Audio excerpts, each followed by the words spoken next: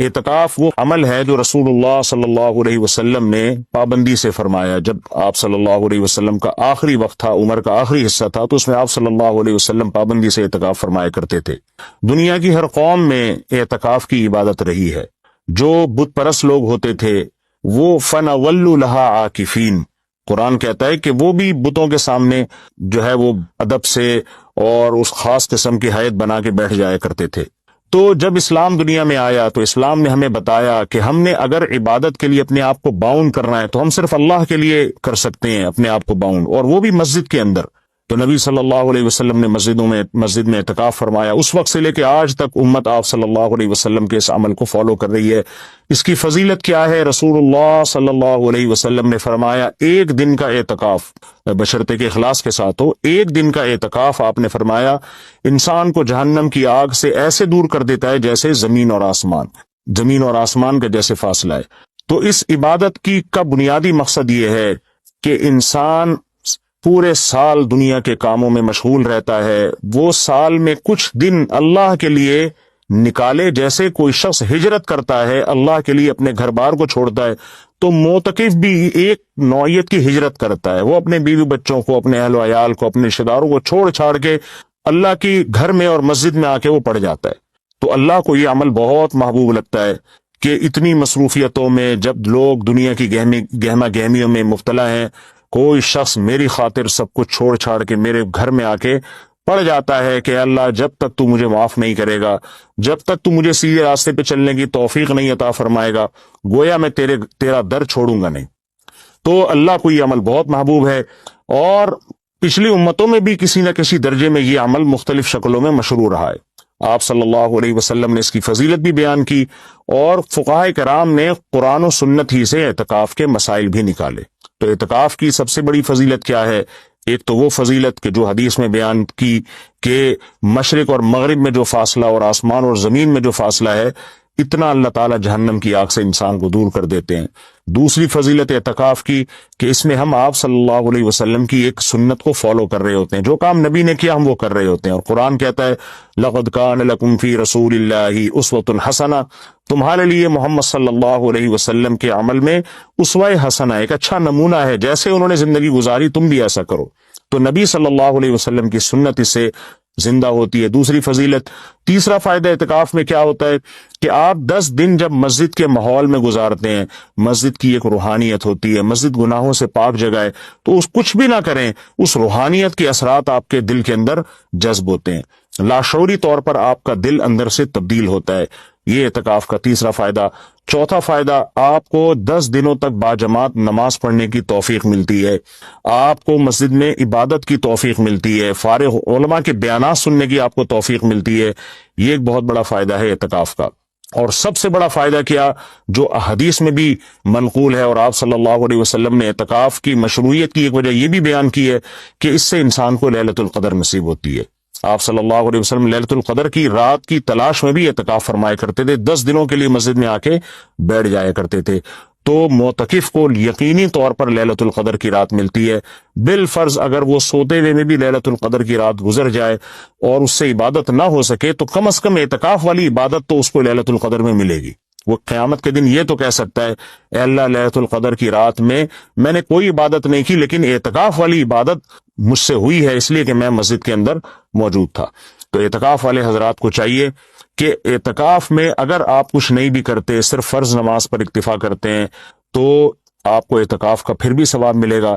لیکن یہ جب اللہ کی طرف سے اتنا بہترین پیکج آپ کو ملا ہوا ہے، آپ فارغ بھی ہیں، رمضان کا آخری عشرہ بھی ہے، اپنے آپ کو آپ نے باؤنڈ کیا ہوا ہے مسجد میں، تو سو کے یہ وقت گزار دینا یہ بہت بڑے اجر سے محرومی کا ذریعہ ہے. اس لیے معتکف کو اپنا وقت زیادہ سے زیادہ عبادت میں، تلاوت میں، نماز میں، دعاؤں میں لگانا چاہیے. اعتکاف میں انسان کی دعائیں بہت قبول ہوتی ہیں. تو رات کا آخری حصہ بھی ہو، اور رمضان کا آخری عشرہ بھی ہو، اور اعتکاف کی حالت بھی ہو، تو اتنے یعنی دعا کی قبولیت کا اس سے بڑا سبب کوئی ہو نہیں سکتا. تو معتکفین حضرات کو راتوں کے آخری حصے میں دعاؤں کا بہت زیادہ اہتمام کرنا چاہیے، اور معتکف کو چاہیے کہ رمضان کا یہ جو آخری عشرہ آپ نے اعتکاف کے لیے سلیکٹ کیا ہے، تو اس میں صرف اعتکاف برائے اعتکاف نہ ہو، بلکہ یہ ایک ورکشاپ ہونی چاہیے جس میں آپ یہ نیت کریں کہ میں جب مسجد سے نکلوں گا تو میں مکمل چینج ہو چکا ہوں گا۔ اگر آپ کی داڑھی نہیں ہے، آپ اعتکاف میں نیت کریں میں داڑھی کٹانے سے توبہ کروں گا۔ اگر آپ سود کھاتے ہیں، آپ نیت کریں میں 10 دن ایسے گزاروں گا کہ جب میں باہر نکلوں تو میں سود سے توبہ کر چکا ہوں۔ اگر بدنظری کی عادت ہے، آپ 10 دن اعتکاف میں اللہ سے دعا مانگیں کہ مجھ سے بدنظری چھوٹ جائے، اور یہ نیت کریں کہ میں اعتکاف میں نکلنے سے پہلے اعتکاف سے نکلنے سے پہلے اس لعنت سے توبہ کر چکا ہوں گا۔ اگر آپ کو دھوکہ دینے کی عادت ہے، بد اخلاقی کی عادت ہے، ماں باپ کا دل دکھانے کی عادت ہے، بیوی کا حقوق نہیں ادا کر رہے، بچوں کے ساتھ رحمت والا معاملہ نہیں کر رہے، اخلاق خراب ہے آپ کے، ان تمام بیماریوں سے اور ان تمام گناہوں سے توبہ کا فیصلہ کریں۔ بلکہ میں تو یہاں تک معتکفین کو کہتا ہوں، جو میں نے علماء سے سنا ہے، کہ اعتکاف میں جس دن بیٹھیں سب سے پہلا کام آپ یہ کریں کہ اپنے گناہوں کی ایک لسٹ بنا لیں کہ بھئی میرے اندر یہ گناہ ہے، نماز قضا کر دیتا ہوں، میں شراب پیتا ہوں، میں بدنظری کرتا ہوں، یا میں اللہ نہ کرے اور کوئی بڑا جرم کر رہا ہوں، تو سارے جرائم کی لسٹ بنائیں، اور پھر آپ یہ نیت کریں اور وہ پرچی اللہ کے سامنے دعا میں رکھا کریں، اللہ یہ میرے جرائم ہے تو مجھے ان سے توبہ کرنے کی توفیق دے دے، تو پھر وہ اعتکاف حقیقت میں آپ کا اعتکاف بنے گا۔ اور میں نے اپنی زندگی میں دیکھا ہے کہ جنہوں نے صحیح طرح سے اعتکاف کیا ان کی زندگیاں ہمیشہ کے لیے تبدیل ہو گئی۔ اکثر توبہ کرنے والے وہ ہوتے ہیں جو اعتکاف میں جا کر ان کو توبہ کی توفیق ملتی ہے۔ تو یہ بہت بڑی عبادت ہے، اس کا اہتمام کرنا چاہیے۔ دوسری بات، پہلے دن سے اپنا عبادت کا کوئی اسکیجول بنا لینا چاہیے۔ ایسا نہ ہو کہ آپ آگے بیٹھ گئے، اب سوچنے میں 3 دن گزار دیں گے کہ آپ نے کرنا کیا ہے۔ تو اپنا ایک اسکیجول بنائے کہ بھئی تہجد کتنی، تراویح کی تو پابندی کرنی ہے، تہجد کتنی پڑھنی ہے، اور کتنے پارے اس میں پڑھنے ہیں، یا کتنی مقدار میں تلاوت اس میں کرنی ہے، تسبیحات کتنی کرنی ہے، کون سی کرنی ہے، دعا کس وقت مانگنی ہے، کتنی دیر مانگنی ہے، یہ پورا ایک اسکیجول پہلے سے ہونا چاہیے آپ کا۔ کھانے پینے کی ترتیب تو پہلے دن بن جاتی ہے کہ سحری کون لے کر آئے گا، افطاری کون لے کر آئے گا، اور رات کا کھانا کون لے کر آئے گا، اور چائے کب پینی اور کون کس وقت لے کر آئے گا، یہ تو ترتیب میں پوری بن جاتی ہیں۔ تو یہ تو آپ باہر بھی کر سکتے تھے یہ کام، اعتکاف تو عبادت کے لیے ہے، تو عبادت کی ترتیب بنانا یہ چائے اور کھانے پینے کی اور پکوڑے اور سموسوں کی ترتیب سے زیادہ ضروری ہے اعتکاف میں۔ تو شروع میں اس کا اسکیجول بنا لینا چاہیے۔ اس بارے میں کچھ مسائل بھی ہیں کہ اعتکاف کن چیزوں سے ٹوٹتا ہے۔ پہلی بات تو یہ کہ اگر آپ کا روزہ ٹوٹ گیا تو اعتکاف بھی خود بخود ٹوٹ جائے گا۔ اعتکاف جب بھی ٹوٹے گا تو قضا 1 دن کی ہوتی ہے اس کی۔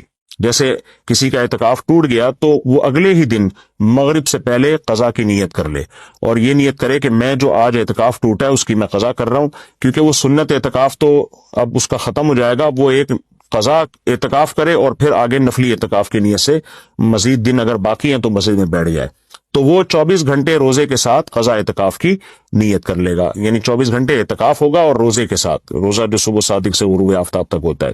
کن چیزوں سے اعتکاف ٹوٹتا ہے میں اس پہ تذکرہ کر رہا تھا۔ ایک، روزہ اگر ٹوٹ گیا تو اعتکاف بھی ٹوٹ جائے گا۔ دوسرا، بلا شرعی عذر اگر آپ مسجد سے باہر نکل گئے تو آپ کا اعتکاف ٹوٹ جائے گا۔ شرعی عذر کیا ہے؟ شرعی عذر ہے سب سے پہلے قضاء حاجت ہے۔ قضاء حاجت کے لیے آپ جا سکتے ہیں اور اس دوران چلتے چلتے باتیں بھی کر سکتے ہیں، رک کے آپ باتیں نہیں کر سکتے۔ آپ واش روم تک پہنچے، پتہ چلا جی واش روم کا دروازہ بند ہے، کوئی پہلے سے وہاں موجود ہے، تو آپ اس کے انتظار میں وہیں کھڑے رہ سکتے ہیں، اس سے اعتکاف نہیں ٹوٹتا۔ وہاں کھڑے کھڑے آپ کسی سے موبائل پہ بھی بات کر سکتے ہیں، آپس میں بھی بات کر سکتے ہیں۔ ہاں، بندہ باہر نکل آیا اور پھر بھی آپ موبائل پہ لگے ہوئے ہیں تو آپ کا اعتکاف ٹوٹ جائے گا، کیونکہ اب یہ آپ کا کھڑا ہونا یہ شرعی عذر کے بغیر ہے۔ وضو کے لیے آپ جا سکتے ہیں، جب آپ وضو کے لیے گئے تو نل کا کھولا آپ نے، وضو کے دوران آپ بات چیت کر رہے ہیں، اس سے اعتکاف نہیں ٹوٹے گا۔ وہ الگ بات ہے وضو کے دوران بات چیت نہیں کرنی چاہیے، لیکن اس سے اعتکاف نہیں ٹوٹے گا، کیونکہ آپ نے اس بات چیت میں الگ سے ٹائم نہیں لگایا، وضو کے دوران ہی آپ نے بات چیت کی ہے، وضو آپ نے پراپر طریقے سے کیا، اور اب آپ وہاں بیٹھے بیٹھے وضو کی دعا پڑھ رہے ہیں یا کچھ اور پڑھ رہے ہیں تو اس سے بھی اعتکاف ٹوٹ جائے گا، کیونکہ پراپر وضو کرنے کے بعد آپ پر لازم تھا کہ آپ اٹھ کے مسجد میں آئے۔ ہاں، جلدی وضو کرنا ضروری نہیں ہے، بعض لوگ وہمی ہوتے ہیں، وہ سمجھتے ہیں میں اعتکاف سے مسجد سے باہر نکل کے وضو کروں تو بہت سپیڈ میں کریں، ایسا کچھ بھی نہیں ہے۔ تمیز سے، آرام سے، شرافت سے، اعتدال سے آپ وضو کریں، جو پراپر طریقہ ہے وضو کرنے کا۔ جب آپ وضو میں قلی کر رہے ہیں تو اس دوران آپ ٹوتھ پیسٹ یا برش بھی کر سکتے ہیں مسواک کی نیت سے۔ ہاں، وضو کرنے کے بعد الگ سے پھر یا الگ سے ٹوتھ پیسٹ یا مسواک کرنے کے لیے مسجد سے باہر جانا، اس سے اعتکاف ٹوٹ جائے گا۔ وضو کے دوران وضو ہی کی نیت سے یہ کام کیا جا سکتا ہے، تو اس سے اعتکاف نہیں ٹوٹے گا۔ اسی طرح اگر کسی کے لیے گھر سے کھانے پینے کا انتظام نہیں ہو رہا، کوئی لا کے دینے والا نہیں ہے، تو وہ مجبوراً کھانا کھانے کے لیے بھی باہر جا سکتا ہے، کیونکہ یہ کھانا بھی انسان کی بنیادی ضرورتوں میں سے۔ آپ ہوٹل سے کھانا خریدنے کے لیے مجبوری میں جا سکتے ہیں اور لا سکتے ہیں۔ غسل کے لیے، فرض غسل کے لیے تو اعتکاف سے باہر نکلنا بالکل جائز ہے۔ سنت غسل کے لیے جو راجح قول ہے، جو دلیل کے لحاظ سے قوی ہے، اس کے مطابق سنت غسل کے لیے آپ اعتکاف کے لیے مسجد سے باہر نہیں جا سکتے، چاہے وہ جمعے کا دن ہو یا کوئی بھی دن ہو۔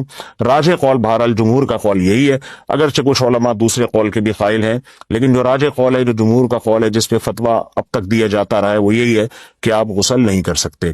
ہاں، یہ ضرور ہے کہ اگر آپ واش روم میں گئے اور وہاں کوئی غسل کا بھی انتظام ہے، جیسے اٹیچ باتھ روم ہوتے ہیں، تو جتنی دیر میں وضو کرنے میں ٹائم لگتا ہے، اتنی دیر میں آپ اگر غسل کر لیتے ہیں تو آپ کا اعتکاف نہیں ٹوٹے گا۔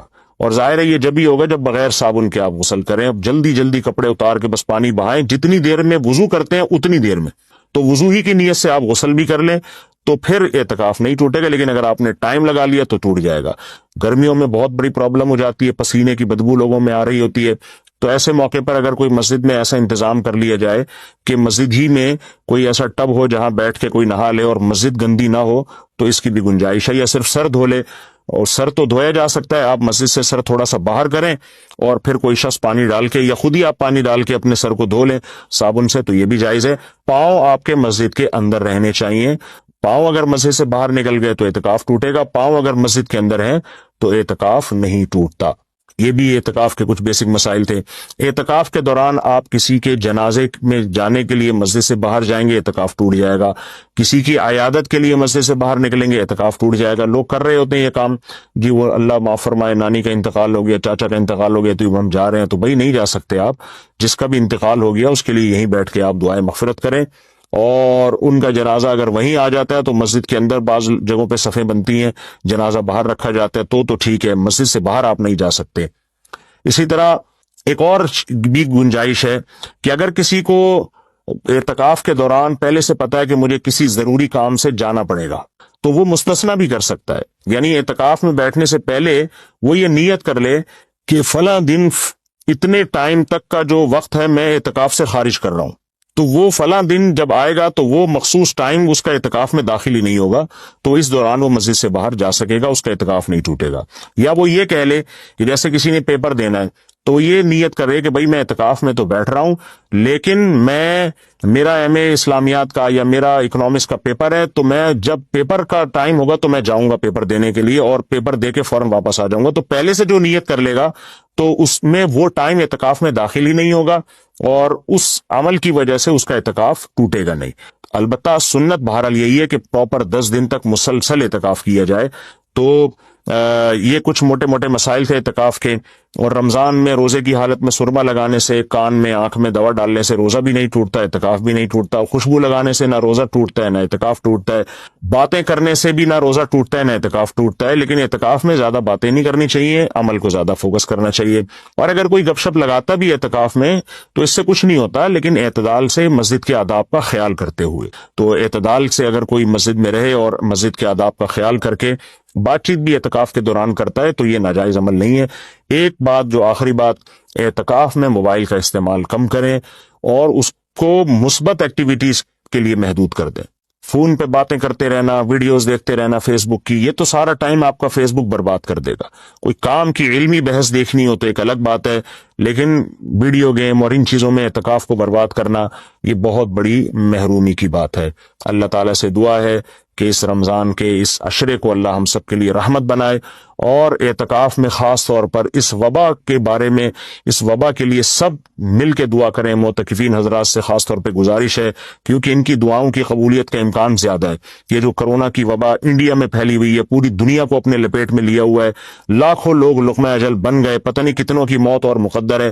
تو گڑ گڑا کے معتکفین حضرات سے گزارش ہے کہ اس رات اللہ سے دعا مانگے، خاص طور پہ ختم قرآن کے موقع پر خوب اللہ سے دعا مانگے کہ اللہ اس وبا کو انسانیت سے دور کر دے، اور اس وبا سے ہونے والی تباہی سے اللہ ہم سب کو بچا لے۔